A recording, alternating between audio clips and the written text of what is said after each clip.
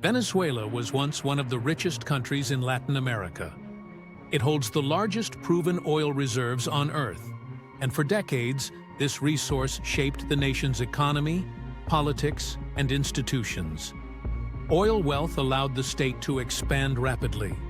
Public spending increased, imports replaced domestic production, and economic diversification was largely ignored. As long as oil prices remained high, the system appeared stable and successful. But this stability was fragile. When a country depends almost entirely on a single resource, it becomes vulnerable to forces it cannot control. Venezuela built its economy around oil revenues instead of building resilient institutions. When Hugo Chavez came to power, global oil prices were rising. This allowed the government to fund large social programs, expand public employment, and reduce poverty in the short term. Political support grew, and the state took a more central role in economic life. At the same time, structural weaknesses deepened. Private companies were nationalized, decision-making became increasingly centralized, and independent institutions lost autonomy. Economic policy became political policy, and long-term sustainability was overlooked. Oil revenue masked these problems. Other sectors continued to decline. Agriculture weakened. Manufacturing shrank. Imports replaced local production. The economy became even more dependent on oil exports than before. When global oil prices eventually fell, Venezuela had no buffer. Government revenue collapsed. Currency controls distorted markets. Money printing accelerated in an attempt to sustain spending. Inflation rapidly turned into hyperinflation. Savings lost value. Salaries became meaningless. Basic goods disappeared from shelves.